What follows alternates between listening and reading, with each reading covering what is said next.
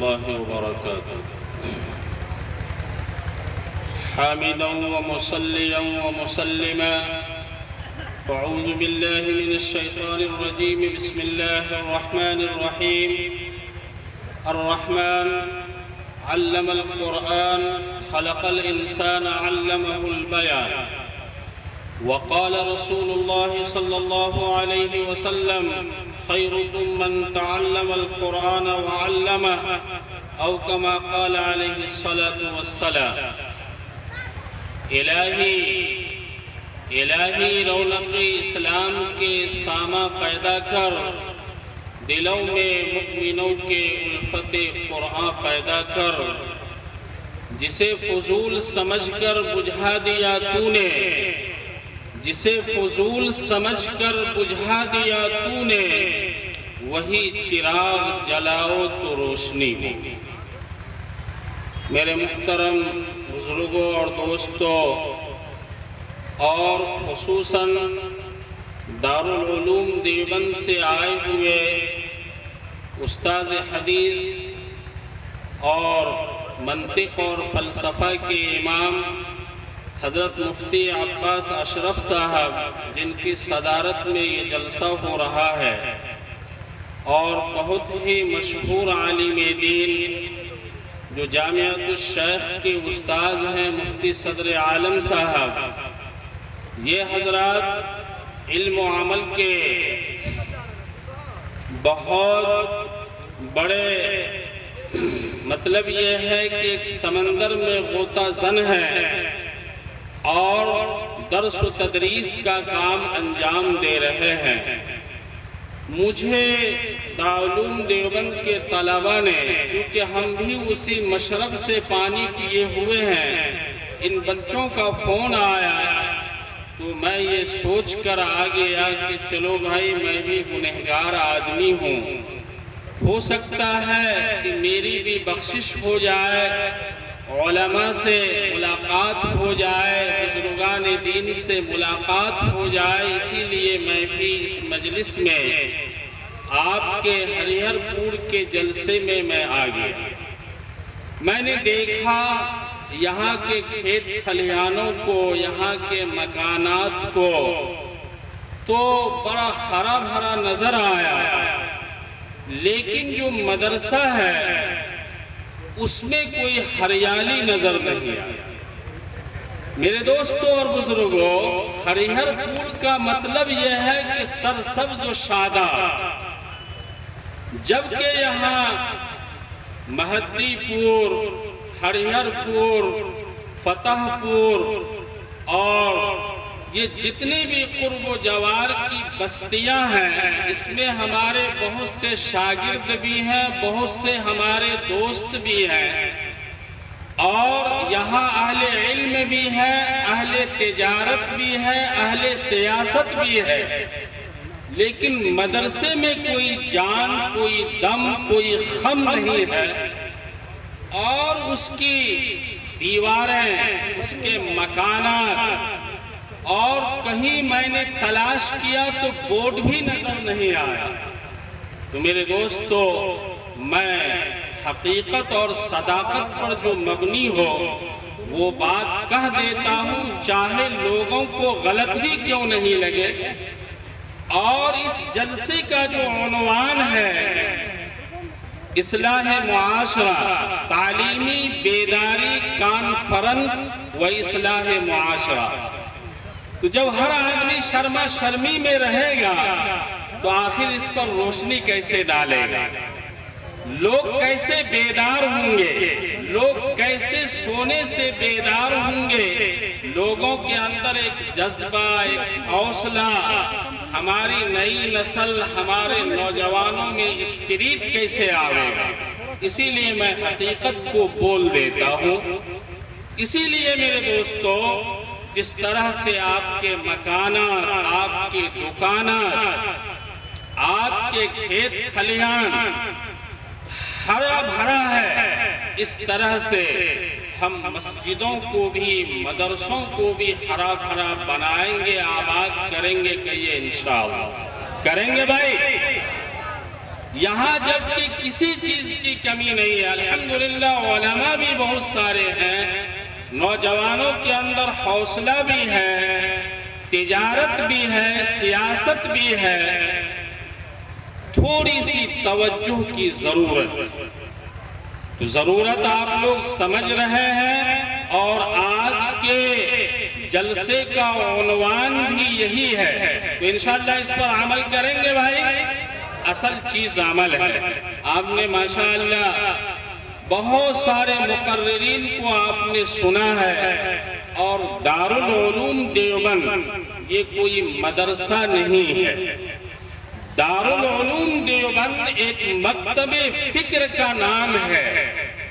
آپ اگر تاریخ کا مطالعہ کیجئے، ہندوستان پر جو انگریز مسلط ہو کر ایک زمانے تک جو ہے وہ حکومت کرتا رہا، اس کو اگر کوئی یہاں سے بھگایا ہے تو وہ دارالعلوم دیوبند کا فرزند ہے۔ میرے دوستو، اسلام کے اوپر جب کسی طرح کا یلغار آیا ہے، چاہے وہ کسی بھی مکتب فکر کے جانب سے ہو، دہریہ کے جانب سے ہو، مودودی کے جانب سے ہو، قادیانی کے طرف سے ہو، تو اس کا قلع اور قمع اور دندہ شکن جواب دیا ہے تو وہ دارالعلوم دیوبند کا فرزند ہے، اور دارالعلوم دیوبند نے ہر مسئلے کو اجاگر کیا ہے، اور دارالعلوم دیوبند نے دشمنان اسلام کے دانتوں کو کھٹے کر دیے ہیں۔ تو دارالعلوم دیوبند ایک مکتب فکر کا نام ہے، اور وہاں کے پڑھے ہوئے یہ طلبہ ہیں۔ میں بھی ہوں، ایک زمانے میں بھی تھا، ایک زمانے میں ہم کو بھی کچھ حصہ ملا ہے۔ تو میرے دوستوں اور بزرگوں، آپ نے کسی کی تقریر میں وَأَنْتُمُ الْأَعْلَوْنَ إِن كُنتُم مُؤْمِنِينَ أَلَمْ يَأْنِ لِلَّذِينَ آمَنُوا أَن تَخْشَعَ قُلُوبُهُمْ لِذِكْرِ اللَّهِ۔ اسی طرح کوئی سود کی حرمت، رشوت، جہیز کی لعنت، ہر عنوان پہ ہمارے طلبہ نے، ہمارے علماء نے، اور کسی کی تقریر تو ایسی کہ بالکل ایٹم بم اور نیوٹرم بم سے بھی کم نہیں۔ تو ابھی نوجوان ہیں، حوصلہ ہے، امت کے نام کچھ کر جانے کا ان لوگوں کے اندر فکر ہے، تو آپ لوگوں نے سنا ہے۔ اب یہ ہے کہ عمل کرنے کی ضرورت ہے۔ علامہ اقبال کا شعر ہے، عمل سے زندگی بنتی ہے جنت بھی جہنم بھی، عمل سے زندگی بنتی ہے جنت بھی جہنم بھی، یہ خاکی اپنی فطرت میں نہ نوری ہے نہ ناری۔ اصل چیز عمل ہے، تو عمل کریں گے بھائی کہ یہ انشاءاللہ۔ میرے دوستو، میں نے قرآن کریم کی ایک آیت الرحمن، مفتی صاحب ہیں، سب علماء اسٹیج پر رونق اسٹیج ہیں، قرآن کے 30 پارے ہیں، قرآن کے اندر 114 سورتیں ہیں، 6666 آیتیں ہیں۔ قرآن یہ اللہ کا کلام ہے، خیر الکلام کلام اللہ، وَأَحْسَنُ الْهَدْيِ هَدْيُ مُحَمَّدٍ صلی اللہ علیہ وسلم۔ سب سے بہترین کلام اگر کوئی ہے تو وہ اللہ کا کلام ہے، اور سب سے بہترین کوئی راستہ ہے تو وہ تاجدار مدینہ جناب محمد الرسول اللہ صلی اللہ علیہ وسلم کا راستہ اور طریقہ ہے کہ محمد سے وفا تونے تو ہم تیرے ہیں، یہ جہاں چیز کیا ہے لوح و قلم تیرے۔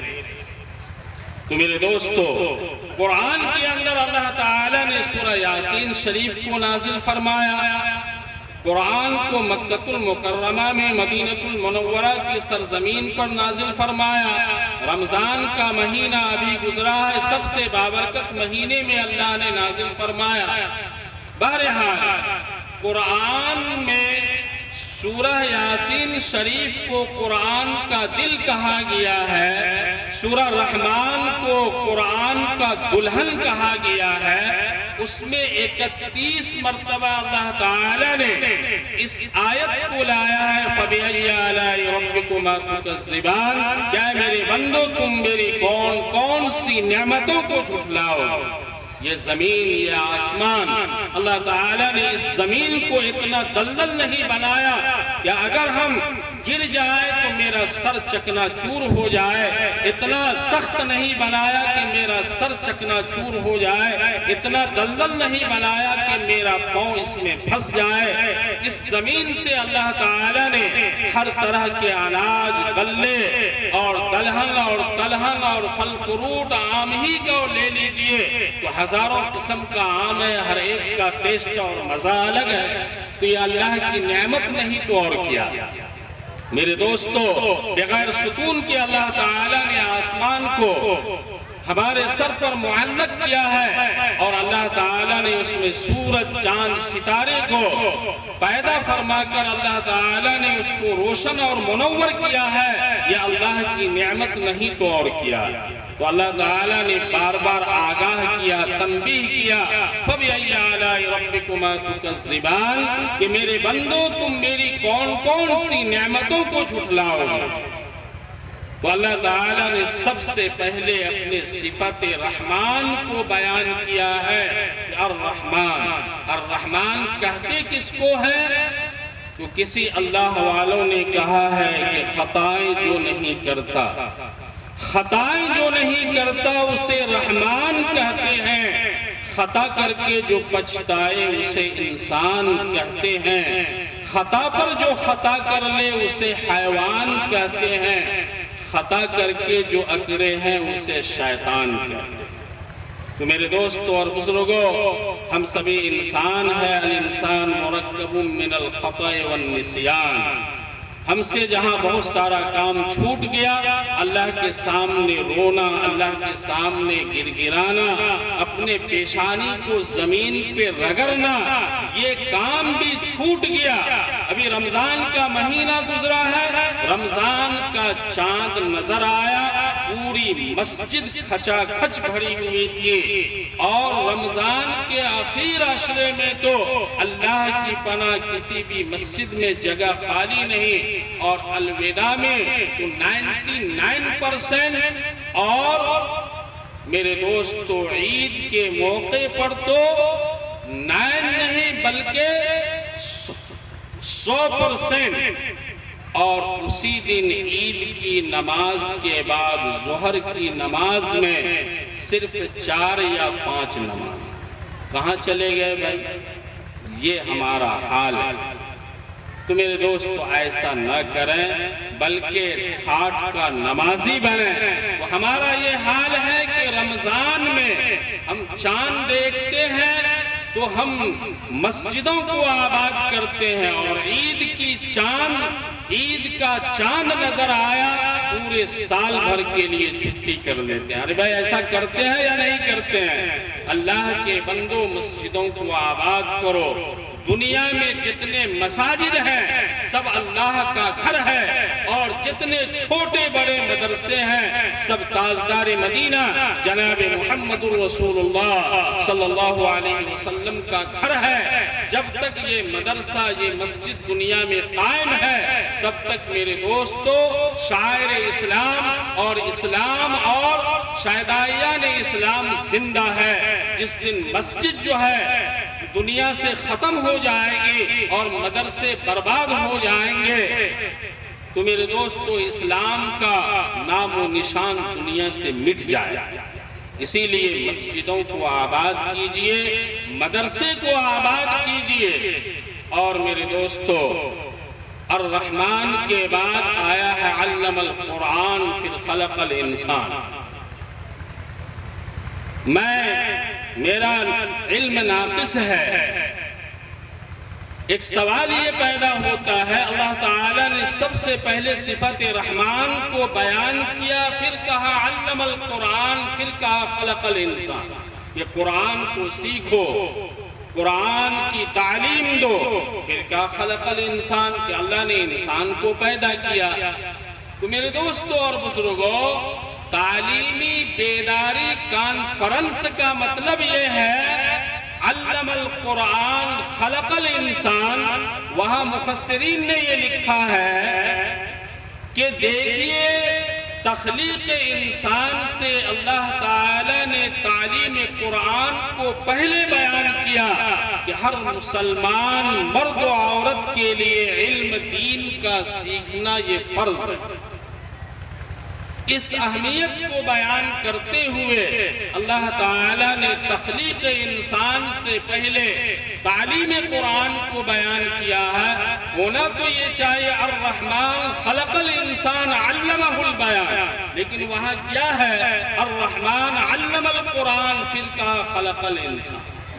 تو میرے دوستو، لیکن ہم تعلیم سے، چاہے دنیا کی تعلیم ہو چاہے دین کی تعلیم ہو، ہم مسلمان کتنے پچھڑے ہوئے ہیں۔ ہم مسلمان نہ اپنے بچوں کو، اپنی بچیوں کو قرآن کی، دین اسلام کی، شاعر اسلام کی تعلیم دیتے ہیں، نہ دنیا کی تعلیم دیتے ہیں۔ اتنی بڑی آبادی میں اگر دیکھا جائے تو کوئی بھی ایک ڈاکٹر، اچھا ڈاکٹر MBBS یا BUMS یا کوئی اچھا انجینئر، کوئی گریجویٹ اور ہائی ماڈرن تعلیم اپنے بچوں کو دیا ہو، کوئی نہیں۔ سر لڑنے میں، جھگڑنے میں، حسد میں، کینہ میں، عداوت میں، بغض میں، لڑائی میں ہم مسلمان آگے ہیں۔ آپ تاریخ گواہ ہے۔ میں تمام لوگوں کو یہ نصیحت کر رہا ہوں اور ایک ریکویسٹ اور نویدن کر رہا ہوں کہ میرے دوستو، جب تک مسلمان تعلیم، دوسرے نمبر پہ تجارت اور تیسرے نمبر پہ میرے دوستو محبت، یہ تین چیز کو اپنا لیجئے، پھر وہی تاریخ دہرائی جائے۔ پہلے نمبر پہ کیا ہے؟ تعلیم۔ اللہ تعالیٰ نے فرمایا اقرأ بسم ربک الذی خلق، خلق الانسان۔ سب سے پہلے کا اقرأ کہ تم پڑھو۔ اللہ تعالیٰ نے سب سے پہلے پڑھنے کے لیے کہا ہے انسان کو، لیکن ہم اس میں بالکل پیچھے ہیں۔ نہ دنیا کی تعلیم ہے، نہ دین کی تعلیم ہے۔ تو خلق الانسان علمہ البیان، علم القرآن، قرآن کو سیکھو، قرآن کو سکھلاؤ۔ ہم سب کے آقا مولا تاجدار مدینہ جناب محمد الرسول اللہ صلی اللہ علیہ وسلم نے ارشاد فرمایا کہ تم میں سب سے بہتر انسان وہ ہے جو قرآن کو سیکھے اور سکھلائے۔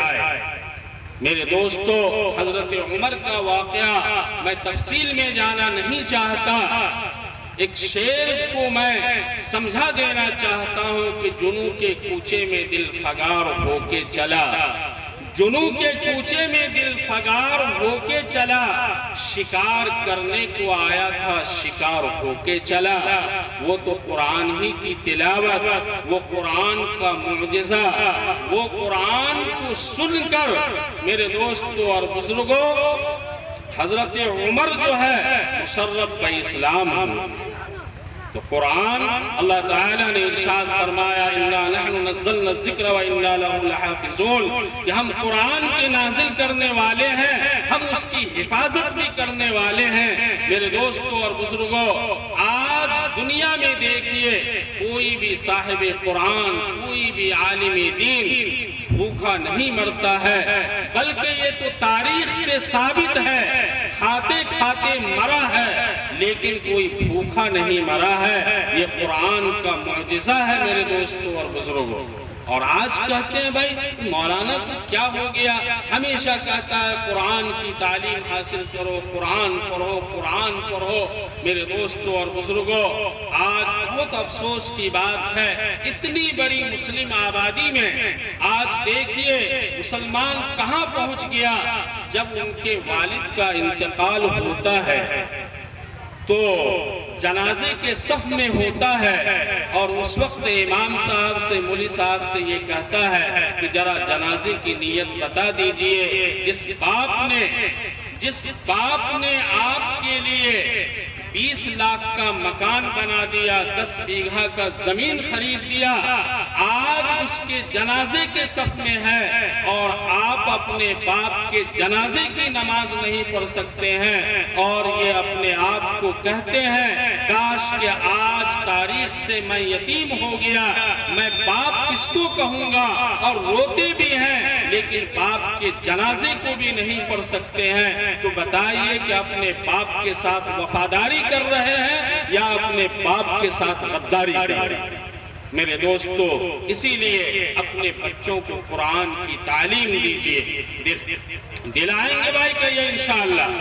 ارے ہر آدمی اپنے بچوں کو، اپنی بچیوں کو قرآن کی تعلیم دلائیں گے کہ یہ انشاءاللہ دلائیں گے؟ اپنے بچوں کو ہر محلے کی مسجد میں امام کو بحال کیجئے۔ آپ کے بچے جو کوری، شیشہ، غلط الفاظ اور فحش گالی بکتے رہتے ہیں، سیکھتے ہیں، کم سے کم وہ بچہ صبح شام اگر امام صاحب کے پاس پڑھے گا، کم سے کم گالی تو نہیں سیکھے گا، آپ کا بچہ قرآن سیکھے گا۔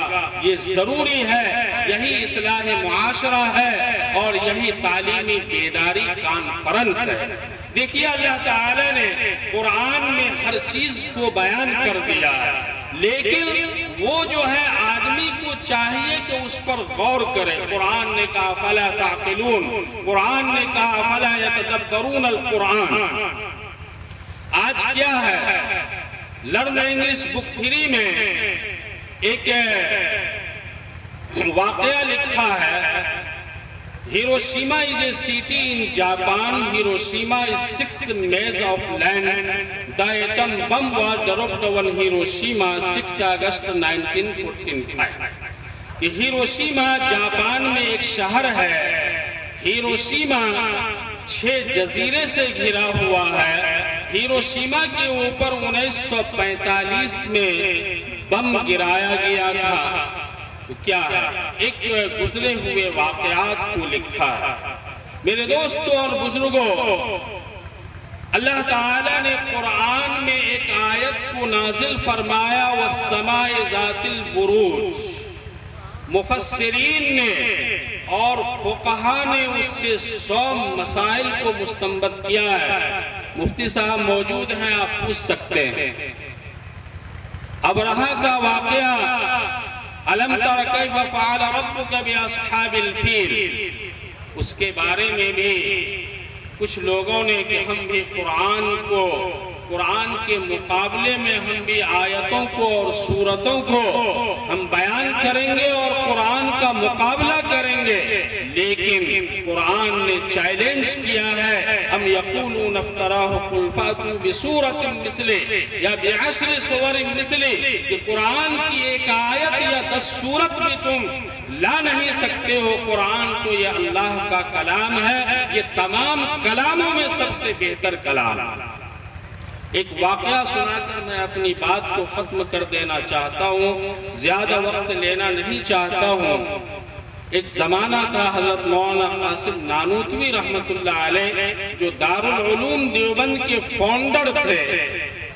اللہ تعالیٰ ان کی قبروں کو نور سے بھر دے۔ پورے عالم کے اوپر قاسم العلوم والخیرات مولانا قاسم نانوتوی رحمت اللہ علیہ کا بہت بڑا احسان ہے میرے دوستوں اور بزرگوں۔ دیکھنے میں بڑے نحیب، بڑے دبلے پتلے، دیوبند کے قریب ایک نہر ہے، حضرت ہر جمعہ کو جاتے تھے، نہر میں غسل کرتے تھے اور اپنی لاٹھی میں لنگی کو سکھاتے ہوئے دیوبند آ جاتے تھے۔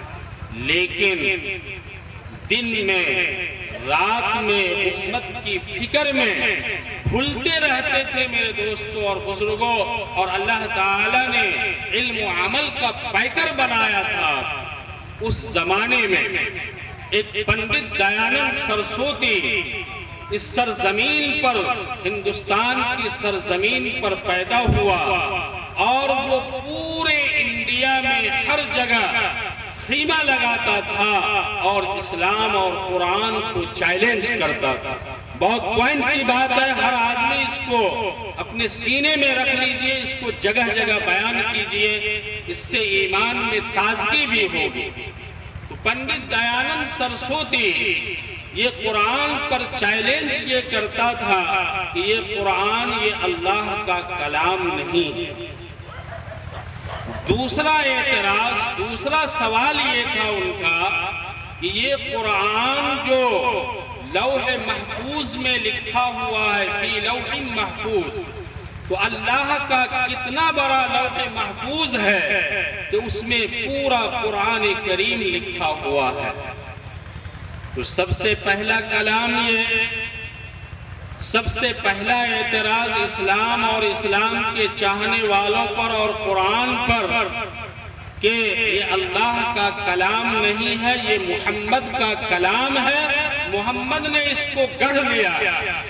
میرے دوستو، پورے ہندوستان میں ہر جگہ چیلنج کرتے ہوئے دارالعلوم دیوبند کی سرزمین پر جب پہنچے ہیں پنڈت جی، تو وہاں تو وہ سرزمین ایسی ہے کہ انگریز کو بھی بھاگنا پڑا۔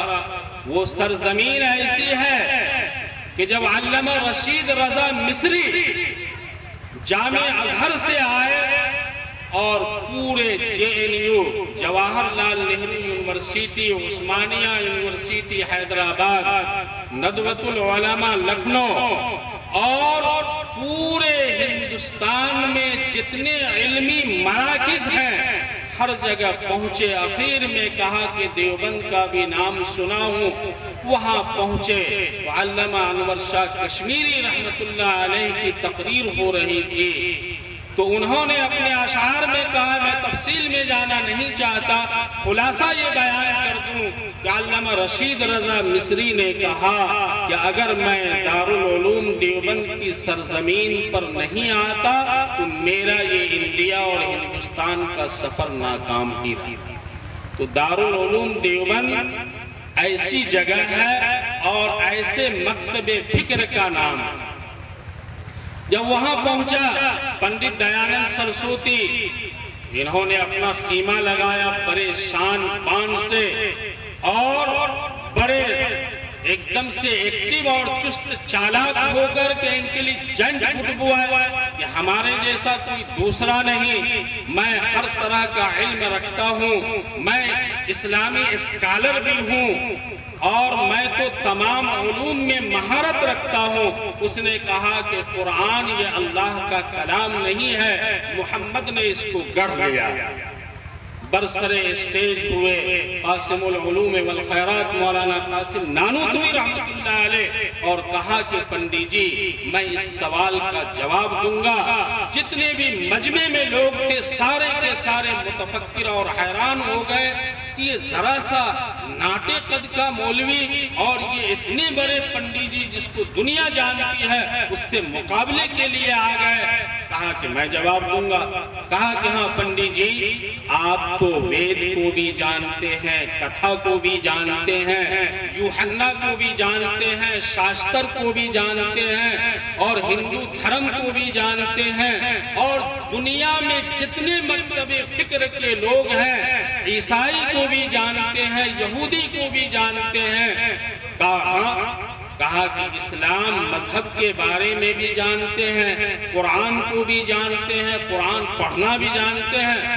پہلے پنڈت جی کو خوب کھلایا اور چنے کے جھاڑ پہ چڑھا دیا۔ پنڈت جی نے کہا ہاں چیلنج تو کر ہی رہا تھا۔ کہا ہاں میں جانتا ہوں، قرآن کو بھی جانتا ہوں اور احادیث کو بھی جانتا ہوں۔ کہا اچھا ٹھیک ہے آپ قرآن کو پڑھیے۔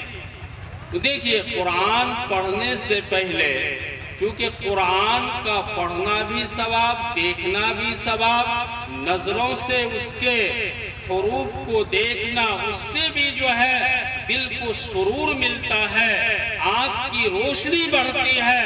آپ کے گھر میں قرآن ہے، مکری کا جالا لگ گیا، رمضان کا مہینہ گزر گیا، آپ نے اس کی صفائی نہیں کیا، اس کو سینے سے نہیں لگایا۔ میرے دوستو مسلمانوں کا یہ حال ہے، قرآن کو سینے سے لگائیے، اس کو چومیے، محبت کی نگاہ سے دیکھیے، یہ اللہ کا کلام ہے، اس سے آپ کے دل کو سکون ملے گا۔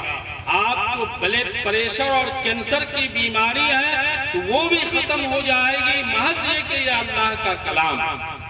تو میرے دوستو اسی لیے کہا گیا اعوذ باللہ من الشیطان الرجیم کہ میں پناہ مانگتا ہوں شیطان مردود سے، اور بسم اللہ الرحمن الرحیم کہ شروع کرتا ہوں اللہ کے نام سے جو بڑا مہربان نہایت رحم والا ہے۔ میرے دوستو اور بزرگوں، پنڈت جی نے پڑھنا شروع کیا، کہا بس ہو گیا، آپ کے سوال کا جواب ہو گیا۔ آپ نے کہا اعوذ باللہ کہ اللہ کے واسطے سے میں پناہ مانگتا ہوں شیطان اور مردود سے، اور بسم اللہ اللہ کے نام کے ساتھ شروع کرتا ہوں۔ تو اگر محمد کا کلام ہوتا تو وہاں ہوتا بسم محمد، میں محمد کے نام کے ساتھ شروع کرتا ہوں۔ یہ گویا کہ اللہ کا کلام ہے، اسی لیے کہا گیا بسم اللہ اللہ کے نام کے ساتھ شروع کرتا ہوں۔ بس پنڈت جی کی دھوتی کھسک گئی اور پاؤں کے نیچے سے زمین بھی کھسک گئی، ان کو بھاگنے کا راستہ بھی نہیں۔ تو میرے دوستو اور بزرگوں، یہ دارالعلوم دیوبند کے مشرب کے پانی پینے والے ہیں، اور وہ ایک مکتب فکر کا نام ہے۔ پھر مولانا قاسم نانوتوی نے کہا کہ آپ کا دوسرا اعتراض اسلام اور قرآن کے اوپر یہ ہے کہ یہ کتنا بڑا لوح محفوظ ہے۔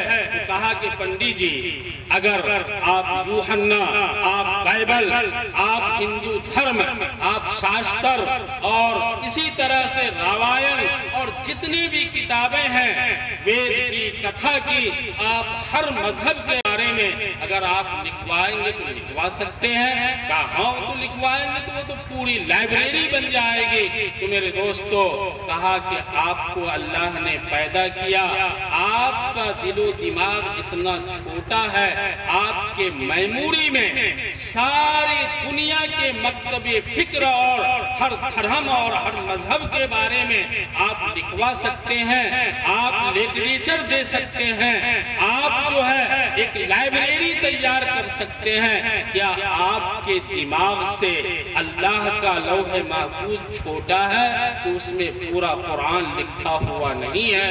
میرے دوستو پنڈت جی کو وہاں سے بھاگنے کا راستہ نہیں ملا، لہذا میرے دوستو اور بزرگوں، قرآن یہ اللہ کا کلام ہے، یہ تمام کلاموں میں سب سے بہتر ہے۔ اپنے بچوں کو حافظ قرآن بنائیے، بنائیں گے بھائی کہیے انشاءاللہ۔ اس علماء کی، امام کی، مؤذن کی قدر کیجئے، اللہ آپ سے محبت کرے گا، کریں گے بھائی کہیے انشاءاللہ۔ بس ایک بات، بارش کا زمانہ ہے، بہت سارے ماڈرن تعلیم والے کہتے ہیں کہ مولانا یہ قرآن میرے دوستوں اور بزرگوں، جہاں سائنس کی انتہا ہوتی ہے وہاں سے قرآن کی ابتدا ہوتی ہے۔ ایک مثال میں دے دوں، دیکھیے سائنسدانوں کا کہنا یہ ہے کہ مانسونی جب ہوا چلتی ہے سمندر میں، دریا میں، ندی میں، نہروں سے لگ کر، اجازت ہے بھائی، اجازت ہے بول دوں؟ ٹھیک ٹھیک۔ تو اس سے کیا ہوتا ہے کہ ایک مانسونی جب ہوا چلتی ہے اس سے بادل بنتا ہے، اور بادل بننے کے بعد پھر بارش ہوتی ہے۔ لیکن بارش کہاں ہوگی؟ آپ کے ہریہر پور میں یا جامعہ محمودیہ چھٹھی پلار میں یا لبنان میں، تہران میں یا جاپان میں بارش کہاں ہوگی یا سوڈان میں؟ آج تک کوئی سائنسداں اس کو بیان نہیں کر سکا۔ میرے دوستوں اور بزرگوں، قرآن نے اسی بات کو کہا ہے، قرآن نے اسی بات کو کہا ہے کہ جب بارش ہوتی ہے، جب مانسونی ہوا چلتی ہے تو اس سے بادل بنتا ہے، پھر بارش ہوتی ہے۔ لیکن بارش کہاں ہوگی اس کے بارے میں کوئی سائنسداں اس کو بیان نہیں کر سکا، لیکن قرآن نے اس کو بیان کیا ہے۔ وہ کیا ہے؟ 29ویں پاری کا آخری سورہ کیا ہے؟ ہاں، اور 26ویں پارے کا آخری سورہ